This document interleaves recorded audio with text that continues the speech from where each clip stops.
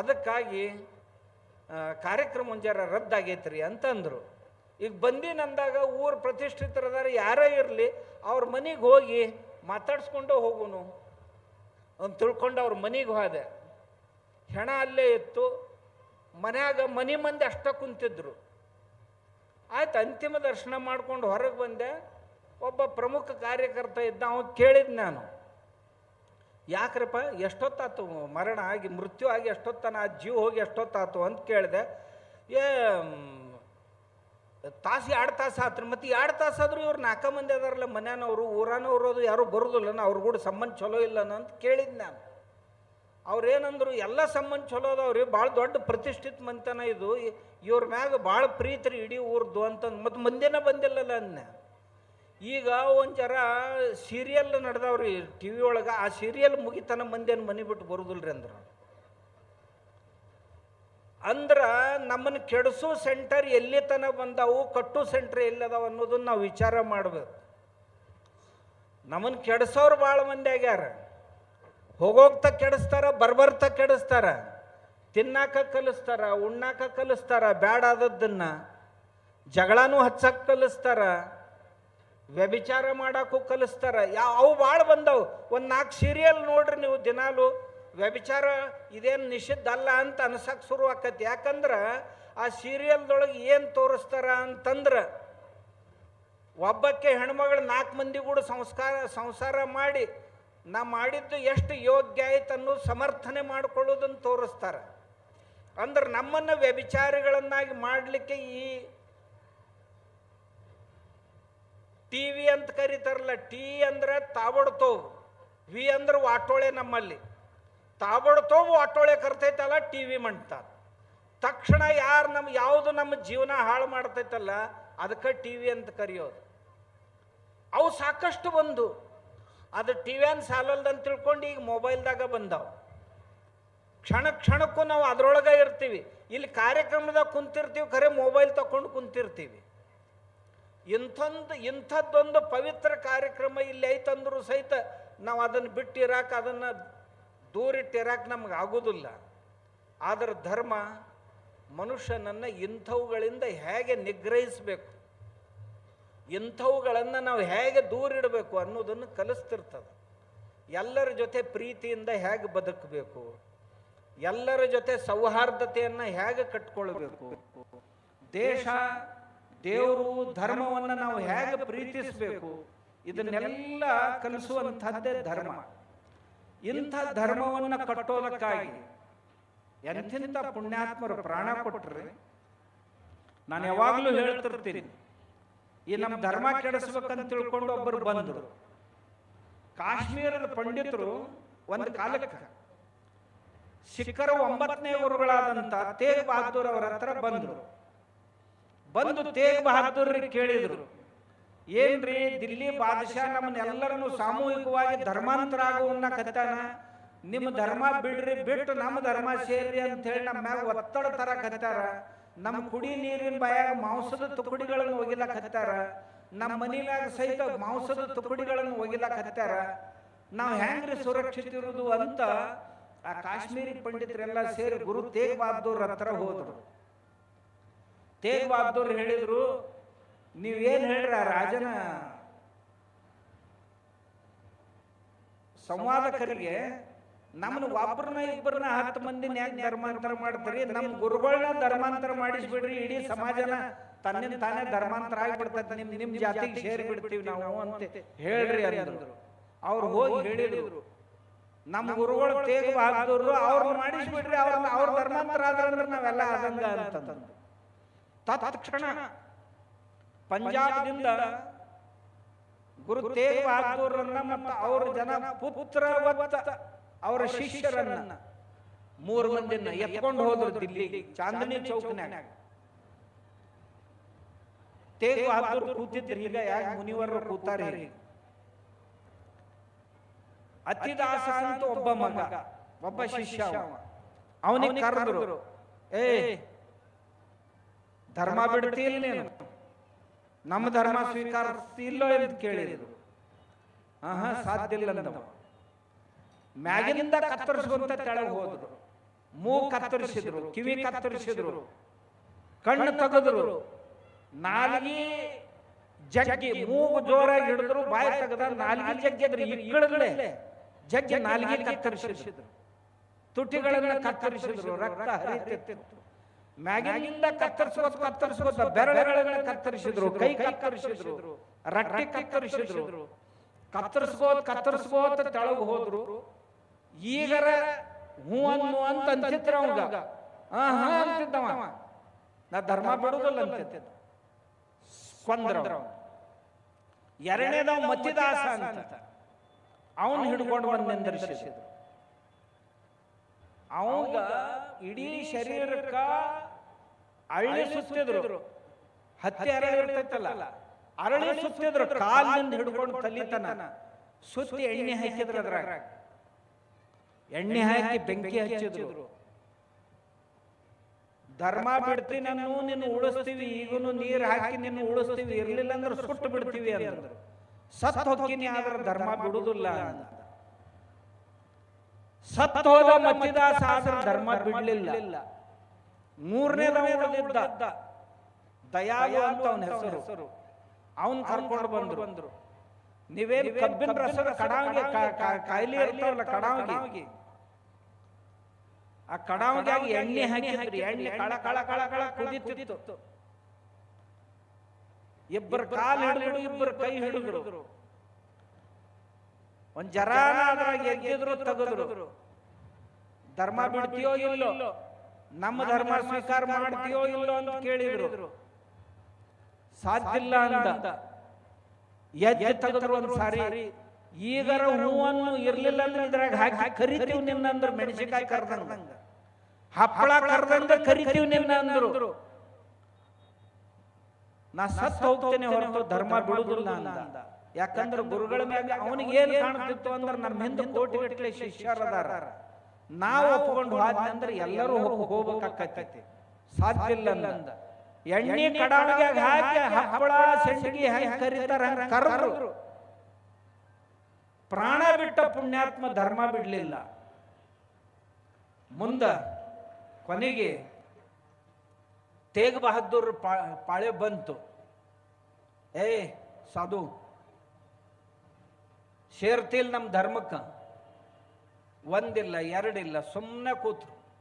ಧ್ಯಾನ ಮಗ್ನರಾಗಿ ಕೂತ್ ಬಿಟ್ರು. ದೊಡ್ಡ ಕತ್ತಿ ತಂದವ್ರ ರುಂಡ ಹಾರಿಸಿಬಿಟ್ರು. ಈ ಶೀರ್ಷ ಅಂತ ಏನ್ ಕರಿತೀವಿ, ಶೀರ್ಷ ಅಂದ್ರೆ ಈ ಮುಂಡ, ಈ ರುಂಡ ಹಾರಿಸಿದ್ರು. ಹೋದ್ರು ತೇಗ್ ಬಹದ್ದೂರ್. ನೀವು ರುಂಡ ಹಾರಿಸ್ಬೋದು, ಆದ್ರೆ ನನ್ನ ಧರ್ಮ ಕೆಡ್ಸಕ್ ಸಾಧ್ಯ ಇಲ್ಲ ಅಂದ್ರು. ನಾನು ಪ್ರಾಣ ಬಿಡ್ತೇನೆ ಹೊರತು ಧರ್ಮ ಬಿಡುವುದಿಲ್ಲ ಅಂದ್ರು. ಇವತ್ತು ದಿಲ್ಲಿಯೊಳಗೆ ಶೀಶ್ಗಂಜ್ ಅಂತ ತಿಳ್ಕೊಂಡು ಅವ್ರ ಸ್ಮೃತಿಯೊಳಗೆ ಗುರುದ್ವಾರ ಐತಿ. ದಿನಾಲು ಹಗಲು ರಾತ್ರಿಯಲ್ಲಿ ಮಹಾಪ್ರಸಾದ ನಡೀತೈತಿ. ಅವರ ಶಿರವನ್ನು ತಗೊಂಡು ಪಂಜಾಬಕ್ಕೆ ತಗೊಂಡು ಹೋಗಿ ಆನಂದಪುರ ಸಾಹಿಬ್ ಅಂತ ತಿಳ್ಕೊಂಡು ಅಲ್ಲಿ ಅವರು ಸಮಾಧಿ ಮಾಡಿದ್ರು. ಅಲ್ಲಿ ಒಂದು ದೊಡ್ಡ ಕ್ಷೇತ್ರ ನಿರ್ಮಾಣ ಆಯಿತು. ಇವತ್ತಿನವರೆಗೂ ಸಹಿತ ಈ ದುರಾಚಾರಿಗಳು ನಮ್ಮ ಧರ್ಮವನ್ನು ಕೆಡಿಸೋದಕ್ಕೆ ಏನು ಮಾಡಿದ್ರು ಅನ್ನೋದಕ್ಕ ಆ ಸಮಾಧಿ ಸಾಕ್ಷಾತ್ ಪುರಾವೆ ಆಗಿದೆ. ನಾವು ತಿಳ್ಕೊಂಡಿರ್ಬೇಕು ನಮ್ಮ ಧರ್ಮ ಎಷ್ಟು ಕಿಮ್ಮತ್ತಿಂದು ಅಂತ. ನಮ್ಮ ಧರ್ಮ ಎಷ್ಟು ಕಿಮ್ಮತ್ತಿಂದು. ಆದ್ದರಿಂದ ನಾವು ಧರ್ಮ ಬಿಡುವುದು ಯಾವಾಗ ಅಂದ್ರೆ ಆಚರಣೆಗಳನ್ನು ಬಿಟ್ಟಿವಿ ಅಂದ್ರೆ ಧರ್ಮ ಬಿಟ್ಟಂಗ. ಮತ್ತೆ ಅವತ್ತಿನಂಗ ಈಗೇನ ಹಿಂಗ ದಡಗನ ಮತ್ತ ನಮ್ಮ ಡ್ರೆಸ್ ಬಿಟ್ಟು ಅವ್ರ ಡ್ರೆಸ್ ಹಾಕೊಂಡಿವಿ ಅಂದ್ರೆ ಧರ್ಮ ಬಿಟ್ಟಂಗ ಅಂತ ಹಿಂಗೆ ತಿಳ್ಕೊಬೇಡ್ರಿ ನೀವು. ನಮ್ಮ ಗುರುಗಳು, ನಮ್ಮ ಧರ್ಮ, ನಮ್ಮ ಶಾಸ್ತ್ರ ನಮ್ಗೆ ಏನು ಆಚರಣೆಯನ್ನು ಹೇಳೈತಿ, ಆ ಆಚರಣೆಗಳನ್ನು ಬಿಟ್ಟಿವಿ ಅಂದ್ರೆ ನಾವು ಧರ್ಮ ಬಿಟ್ಟಂಗ. ಬಲೆ ನಮ್ಮ ಮನ್ಯಾಗ ನಾವು ಇರೋ ಲೆಕ್ಕ ಧರ್ಮ ಬಿಟ್ಟಂಗ ಆಕೈತಿ. ಅದು ಹಂಗ ಆಗಬಾರ್ದು. ಮ್ಯಾಲಿಂದ ಮೇಲೆ ಸುಮ್ಮನೆ ಒಂದ್ ದಿವಸ ಎರಡು ದಿವಸ ಮಾಡಿದ್ರ ನಮ್ಮ ಭಕ್ತರ ಮನಸ್ಸಿನಾಗ ಉಳಿದಿಲ್ಲ. ಇದು ಮನಸ್ಸಿನೊಳಗೆ ಗಟ್ಟಿಯಾಗಿ ಉಳಿಸ್ಬೇಕಾತು ಅಂತಂದ್ರೆ ಇಂಥ ಪ್ರತಿಷ್ಠಾ ಪೂಜೆಗಳನ್ನ ಏರ್ಪಡಿಸಬೇಕು. 15 ದಿವಸ, ತಿಂಗಳಗಟ್ಲೆ ಪುನಃ ಅವರಿಗೆ ಸತ್ಸಂಗಗಳನ್ನು ಮಾಡಿ, ಮುನಿವರರು ಬರ್ತಾರ, ಮಹಾರಾಜರು ಬರ್ತಾರ, ಭಟ್ಟಾರಕರು ಬರ್ತಾರ, ಸ್ವಾಮಿಗಳು ಬರ್ತಾರ, ಸಾಧು ಮಹಾರಾಜರು ಬರ್ತಾರ, ಬಂದವರ ಕಡೆಯಿಂದ ಧರ್ಮೋಪದೇಶ ಆಗಬೇಕು. ಅದನ್ನು ಕೇಳಿ ಕೇಳಿ ಕೇಳಿ ನಮ್ಮ ಧರ್ಮಾಚರಣೆಯನ್ನು ನಾವು ಗಟ್ಟಿಗೊಳಿಸಿಕೊಳ್ಬೇಕು ಅನ್ನೋ ದೃಷ್ಟಿಯಿಂದ ನಮ್ಮ ಮಹಾರಾಜರು ಈ ಪರಂಪರೆಯನ್ನು ಬೆಳೆಸ್ಕೊಂಡು ಬಂದಾರ. ಆದ್ದರಿಂದ ನೀವೆಲ್ಲ ಈ ಹೊಳೆಸಾಲ ಮಂದಿ ಪುಣ್ಯವಂತರಂತ ನಾ ತಿಳ್ಕೊಂಡೀನಿ. ಹೊಳೆಸಾಲ ಮಂದಿ ಕಡೆ ರೊಕ್ಕ ಭಾಳ ಇರ್ತೈತೆ, ನಿಮ್ಗೊಂದು ಹೇಳ್ತೇನೆ. ಆದ್ರೆ ರೊಕ್ಕ ಮನ್ಯಾಗ ಬರಾಗ ಒಂದ ಬರುದಿಲ್ಲ, ಅದ್ರ ಕೂಡ ಭಾಳ ಅವದೇಶ ಕರ್ಕೊಂಡು ಬರ್ತೈತಿ. ಮನ್ಯಾಗ ದಾರಿ ಬಿಡಿಸ್ತಿರ್ತೈತಿ ನಮ್ಮನ್ನ. ಅದನ್ನ ಆ ರೊಕ್ಕ ಅವದೇಶ ಆಗಬಾರ್ದು, ಲಕ್ಷ್ಮಿ ಆಗ್ಬೇಕಾಗಿತ್ತು ಅಂತಂದ್ರ ಆ ರೊಕ್ಕದ ಕೂಡ ಯಾವಾಗಲೂ ಧರ್ಮ ಇರಬೇಕು. ಹಣದ ಜೊತೆ ಧರ್ಮ ಇತ್ತು ಅಂತಂದ್ರ ಆಕಿ ಲಕ್ಷ್ಮಿ ಆಗಿರ್ತಾಳ. ಇರ್ಲಿಲ್ಲ ಅಂತಂದ್ರ ಆ ಹಣ ಅವದೇಶ ಆಗಿ ಬೆನ್ನ ಹತ್ತೈತಿ ನಮ್ಮನ್ನ ತೀರ್ಸಾಕ. ಅದು ಹಾಗಾಗಬಾರ್ದು. ನಮ್ಮ ಸಂಪತ್ತು ದಾನ ಮಾಡಿದೀವಿ ಅಂದ್ರೆ ಮನೆಯೊಳಗಿದ್ದ ಸಂಪತ್ತು ಶುದ್ಧ ಆಗ್ತದ. ಪ್ರಸಾದ ದೇವರಿಗೆ ಅರ್ಪಣೆ ಮಾಡಿದೀವಿ ಅಂತಂದ್ರ ಅಂದ್ರೆ ಊಟ ತಯಾರು ಮಾಡಿದ್ದನ್ನ ನಾವು ದೇವರಿಗೆ ನೈವೇದ್ಯ ಮಾಡಿದೀವಿ ಅಂದ್ರೆ ಉಳಿದದ್ದೆಲ್ಲ ಪ್ರಸಾದ ಆಕೈತಲ್ಲ.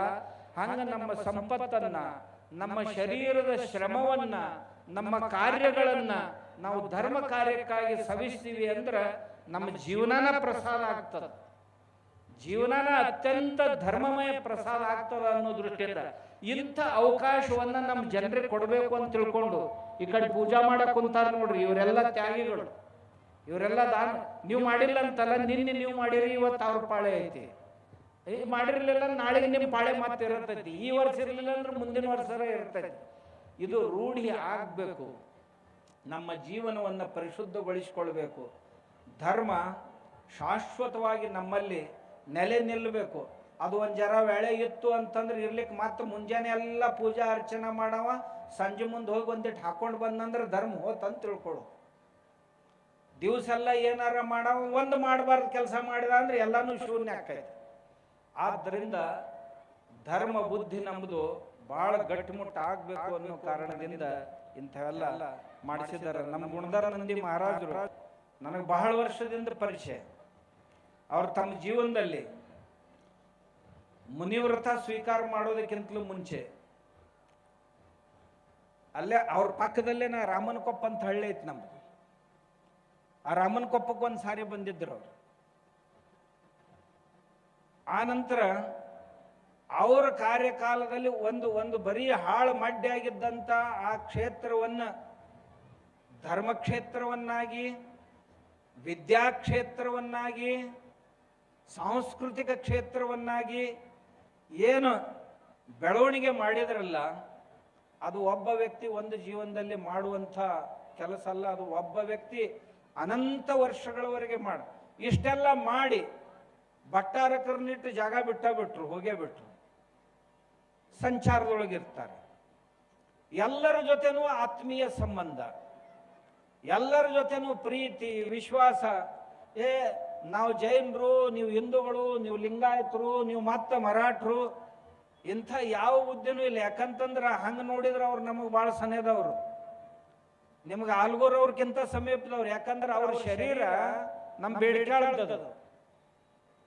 ಬೇಡಿಕ್ಯಾಳ ಅಂದ್ರೆ ನಮ್ಮ ಕಣೇರಿ ಮಠಕ್ಕೆ ಭಾಳ ಸನೇ ಅದು.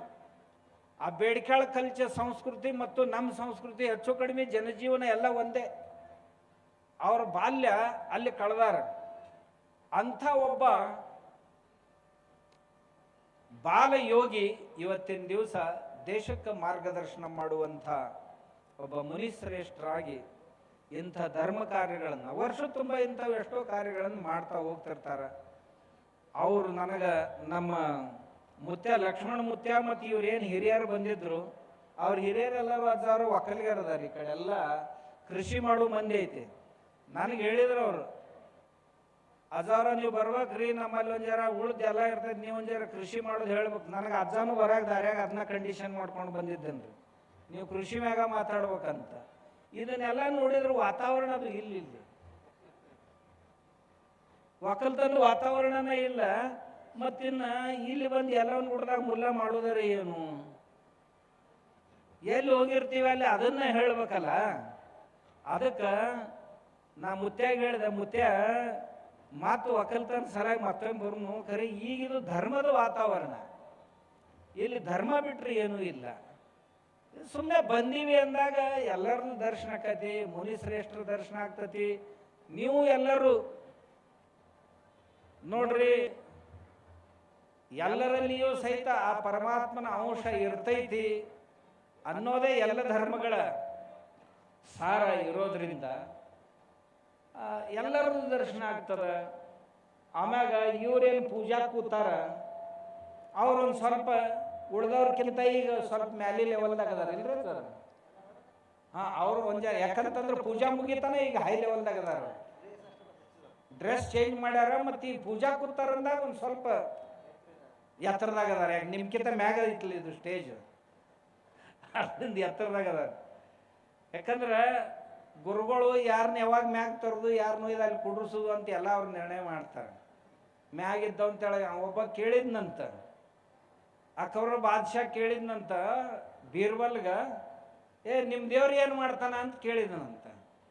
ಈ ಸಣ್ಣ ಪ್ರಶ್ನೆ ರೀ, ಇದನ್ನೇನು ನಾ ಹೇಳೋದಿಲ್ಲ, ನಮ್ಮ ಮಗ ಹೇಳ್ತಾನ ಅನ್ನಂತ. ಅಂದ ಕೂಡಲೇ ಅವನ ಮಗನ ಕರೆಸ್ರು ಅಂದರು. ಅವ್ನು ಬೀರ್ಬಲ್ಲನ ಮಗನ ಕರೆಸಿದ್ರಂತ. ತಮ್ಮ, ನಿಮ್ಮ ದೇವ್ರು ಏನು ಮಾಡ್ತಾನ ಅಂತ ಕೇಳಿದ್ನಂತ ಅವ ಬಾದಶಾ. ಕೇಳಿದ ಕೂಡಲೇ ನಾ ಹೇಳ್ತೇನೆ, ನಂದೊಂದು ಕಂಡೀಷನ್ ಐತಂದಂತ. ಏನು ಅಂದಂತ, ನಾವೊಂದು 5 ನಿಮಿಷ ಸಲುವಾಗಿ ನಿಮ್ಮ ಸಿಂಹಾಸನ ಐತಲ್ಲ ಅದ್ರ ಮ್ಯಾಗ ನಾನು ರಾಜನ್ ಮಾಡ್ರಿ ಅಂದ್ರೆ ಹೇಳ್ತೇನೆ ಅಂದಂತ. 5 ನಿಮಿಷ ಹೌದಿಲ್ಲೋ ಮಾಡ್ತೀನಿ ಬಾ ಅಂತ. 5 ನಿಮಿಷ ಸಿಂಹಾಸನ ಕುಂದ್ರಿಸಿ ರಾಜ ತಳ ಕುಂತ, ಕಟ್ಟ ಇವನ ಕಂಬಕ್ಕೆ ಬಿಗಿರಿ ಅಂದಂತ. ಮ್ಯಾಕ್ ಕುಂತಾನಂದಾಗ ಮತ್ತೆ ನಾವಂದ ಆಜ್ಞೆ ನಡೀದಲ್ಲ, ಬಿಗದ್ರ ಕಂಬಕ್ಕ. ರಾಜ ಗಾಬರ ಹಿಂಗ್ಯಾಕ್ ಮಾಡಕತ್ತ, ನಾನು ಒದ್ದಾಡದೆ ಎಲ್ಲ ಮಾಡಿದೆ. ನಾ ಹೇಳುತ್ತಾನ ಬಿಚ್ಚಂಗಿಲ್ಲ ಅಂದ. 5 ನಿಮಿಷ ಆತು, ಇವ ಇಳಿ ಹೊತ್ತು ಬಂತು, ಬಿಚ್ಚರೆ ಅವನಂದ. ರಾಜ ಬಂದು ಕುಂತ, ನಾ ಪ್ರಶ್ನೆ ಕೇಳಿದ್ರೆ ಇನ್ನೇನ್ ಮಾಡಕತ್ತೀನಿ ಅಂದ. ದೇವ್ರು ಏನ್ ಮಾಡ್ತಾನಲ್ಲ ಅದನ್ನ ನಾ ಮಾಡಿ ತೋರಿಸಿನಿ ಅಂದ. ಯಾವಾಗ ಯಾರನ್ನ ಇಳಿಸ್ಬೇಕು, ಯಾರನ್ನ ಇಳಿಸ್ಬೇಕು ಇದನ್ನ ಮಾಡವನ ದೇವ್ರ ಹತ್ತಾರ, ಅದನ್ನ ನಾ ಮಾಡಿ ತೋರಿಸಿದ್ದೀನಿ ನಿನಗ. ನಮ್ಮ ಅಜ್ಜವ್ರು ಏನ್ ಮಾಡ್ತಾರ ಅಂತ ಹೇಳಿದ್ನಿ, ತಿಳಿತಿಲ್ಲ ನೀವು. ಯಾರು ಒಳಗೆ ಭಾಳ ಸೊಕ್ಕಾಗಿತ್ತಂದ್ರೆ ಇಳಿಸೋದು, ಭಾಳ ನಂಬರಿದ್ರಂದ್ರೆ ಅವ್ರನ್ನ ಏರಿಸೋದು. ಇದನ್ನು ಕಲೀರಪ್ಪ, ಇದನ್ನು ನೋಡ್ರಪ್ಪ ಅಂತ ಹೇಳೋದು. ನಮ್ರತೆ, ವಿನಯ, ಪ್ರಾಮಾಣಿಕತೆ, ಹೃದಯವಂತಿಕೆ ಇತ್ತಂದ್ರೆ ನೀವು ಮ್ಯಾಗ ಬರ್ರಪ್ಪ. ಭಾಳ ಒಳಗೆ ತಲೆ ತುಂಬಿ ಹೆದಿ ಸಡಿಸಿದ್ರಿ ಅಂದ್ರೆ ಇದನ್ನೊಂದು ಜರಾನ ಇಳಿಸ್ಬೇಕಾಕೈತೆ ಅಂತ ಯಾವ್ದಾರ ರೀತಿಯಿಂದ ಇಳಿಸ್ತಾರೆ ಇಟ್ಟ.